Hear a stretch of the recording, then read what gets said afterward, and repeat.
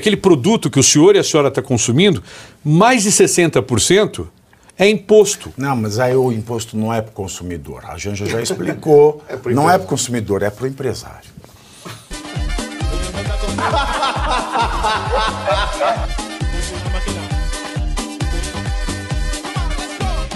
No seu discurso, no pré-lançamento da Aliança Global de Combate à Fome e à Pobreza no G20, no Rio de Janeiro, o ministro da Fazenda, Fernando Haddad, defendeu sua proposta de taxação global. Taxação global, agora ele quer taxar o mundo inteiro. Meu Deus do céu, agora ele quer taxar o mundo inteiro. Agora é um taxa humana mesmo, é global. Não, ele vai olhar o diabo e vai falar, eu taxo. Né? Ele vai, tudo agora, vai fazer uma oração, ele vai taxar até o Papa. Exato. Nossa Senhora! Ele vai ver o Papa rezando e falar, passa o terço. É bem típico, né? Bom, então ele defendeu a taxação global dos chamados super ricos. Agora, o engraçado é isso, né? Porque o narcotraficante é mais rico que qualquer super rico. Exatamente. Agora deles ninguém quer taxar nada. Exato. Finge que não existe, finge que não é com eles. Bom, segundo o cacique da Tributano, Fernando Haddad, uma forma de mobilizar recursos para o combate à fome e à pobreza seria parar de roubar, né? Mas, segundo ele, é fazer com que os bilionários paguem uma justa contribuição em impostos. Vamos ouvir esta merda. Outra forma de mobilizar recursos para o combate à fome e à pobreza é fazer com que os super ricos paguem sua justa contribuição em impostos. Ao redor do mundo, os super ricos usam uma série de artifícios para evadir os sistemas tributários. Isso faz com que no topo da pirâmide os sistemas sejam regressivos e não progressivos. A nosso pedido, o economista Gabriel Zucman preparou um estudo mostrando que se os bilionários pagassem o equivalente a 2% de sua riqueza em impostos, poderemos arrecadar de 200 a 250 bilhões de dólares por ano, ou seja, aproximadamente 5 vezes o montante que os 10 maiores bancos multilaterais dedicaram ao enfrentamento à fome e à pobreza em 2022. O mais engraçado é que eu não consegui prestar atenção porque a roupa da Janja me chamou muita atenção. E depois, quando eu tentar voltar no discurso, eu olhei atrás da Aniele Franco, parecia o Biden. Você viu a cara de Biden que ela estava fazendo? Que ela não estava entendendo nada do que estava acontecendo ali. Ela não estava entendendo nada. E a Janja com aquela roupa que você não entendia. E a Janja, não sei, eu não sei se ela estava dormindo ou não, ó. Que parece uma estátua de cera ali, ó.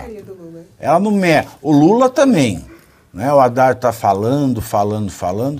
Como se rico já não pagasse muito imposto. Mas aí vem o Luiz Arthur Nogueira. No Brasil, o presidente acabou de tirar imposto do campeão nacional dos irmãos Wesley Safadão. Né? Então, por que não taxa o Wesley? Do Wesley só perdoa. Perdoa da termoelétrica, tira a sambiquira do imposto, tira o imposto da sambiquira, tira o imposto da carne, Wesley daqui, Wesley da... Eles são os super ricos do Brasil, pois né? É. Pavinato, sabe o que é curioso? Assim, essa ladainha de que se você taxar os bilionários do mundo, super ricos, você vai resolver a fome, isso é uma grande enganação.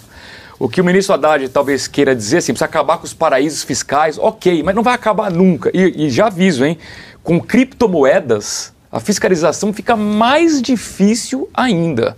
O que pode acabar com a pobreza no mundo é os governos gastarem melhor o dinheiro que eles já arrecadam da população. Como você disse, Pavinato, pararem de roubar, pararem de desviar verbas. É isso que acaba com a pobreza. É uma ilusão, repito, achar que cobrando imposto de meia dúzia de bilionários você vai resolver o problema da fome no mundo. E tem mais essa também, porque o Lula também falou no evento, tá? Óbvio que ele falou, óbvio. E ele corroborou, que quer dizer o quê? Confirmou, ele assina embaixo do dia. Eu gosto do Lula que ele assina embaixo das coisas do Haddad e depois ele volta atrás do dia seguinte. Né? Não. Déficit de zero. Ah, não dá para déficit zero. Mas ele assinou embaixo. Aí ele falou o seguinte, ó. Os super ricos pagam proporcionalmente muito menos imposto que a classe trabalhadora.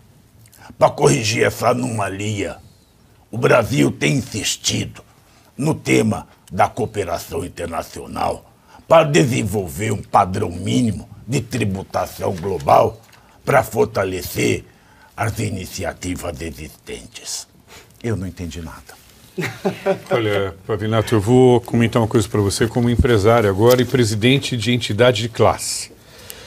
Nós, empresários, aqueles que têm sucesso, amealharam seus lucros através de muito trabalho e principalmente gerando empregos. O risco de você ser empresário num país como o Brasil hoje é muito grande. Se você ser investidor com todos os problemas de instabilidade jurídica que nós sofremos aqui, entre outros problemas de mercado e até a falta de crescimento da economia em relação ao número de desempregados que estão aí, e o número é crescente. Se estima que existem 1 bilhão de pessoas pobres no mundo. Há uma frase que eu gosto muito, que meu pai me falou a primeira vez, que diz o seguinte: não ajudarás os pobres se eliminarem os ricos. Quem disse essa frase foi o presidente norte-americano Abraham Lincoln. Então, os super ricos são aqueles que mais produzem para que a população possa trabalhar, ganhar o seu salário e possa consumir. Nos Estados Unidos, o imposto de renda individual no patamar máximo é 32%. No Brasil é 27,5%. Ora, então quer dizer que nós pagamos menos que os americanos. Não, porque a nossa escala de impostos na indústria, há setores que chegam a 60%, que é aquele produto que o senhor e a senhora estão consumindo, mais de 60%, é imposto. Não, mas aí o imposto não é para o consumidor. A Janja já explicou. Não é para o consumidor, é para o empresário. Então, esta expectativa que nós vamos resolver o problema do mundo, taxando os super ricos, ela não é viável. Já houve reuniões entre Bill Gates, George Soros, nós temos um economista aqui na mesa super capaz que pode falar sobre isso, e houve a seguinte pergunta: ok, vamos financiar a fome mundial, mas para quem vai o dinheiro que vai coordenar esse financiamento? A África arrecadou, nos últimos 30 anos, mais de 100 bilhões de dólares. 100 bilhões de dólares.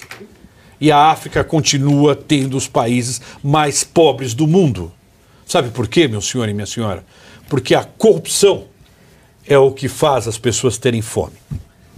Marcelo, é genial o que você falou e traz... E quando ele faz isso, quadro. ele vai vir contra. Não. Dessa vez eu estou totalmente a favor. E vou pegar um gancho com relação àquele momento do Hang que foi proibido, foi punido ou foi condenado. A lógica é a mesma. Você quer ver como é que foi a ação daquele indivíduo que processou o Hang e o Hang foi condenado? Ele utilizou uma lógica coletiva sobre o direito individual. Qual foi a lógica coletiva? É que a Estátua da Liberdade ia contra o plano urbano de Canela. Por isso, ele se achou no direito de ficar lá na porta da propriedade do Hang, enchendo o saco do Hang, e o Hang perdeu a paciência. Por que ele foi encher o saco da Clara Nunes, que meteu o chocalho na canela? Mas olha só. Da Morena de Angola. Você pega esse ponto, é a sobreposição do coletivo em relação ao indivíduo. O indivíduo tem que estar submetido ao coletivo. Passemos para essa taxação dos super ricos, tal qual o Marcelo falou aqui. Veja, qual é a lógica que eles têm? Primeiro, para sobretaxar os super ricos em nível mundial, você tem que substituir a ideia de soberania estatal pela posição ou poder que deve ser dado aos organismos internacionais para que eles possam ter um controle de uma governança global. Essa é a lógica deles. Por isso que eles estão investindo nos organismos e dentro dos organismos... A Agenda 2030, ela é uma boa intenção feita por indivíduos que não têm a menor capacidade de executá-lo, porque não entendem o que estão fazendo, só estão querendo fazer por razões políticas e ideológicas.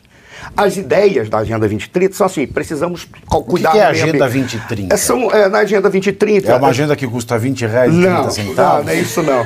É uma agenda que diz o seguinte: até 2030 você tem que cumprir metas para tornar o mundo mais equilibrado. São 17 metas, inclusão social, todas essas besteiras que a gente ouve por aí, porque são besteiras não pela sua essência, mas pela forma como eles trabalham para executar. Você não estabelece a meta e se estabelece a meta. O pior de tudo é que eles estabelecem a meta, mas as metas são usadas para constranger o empresário, por exemplo.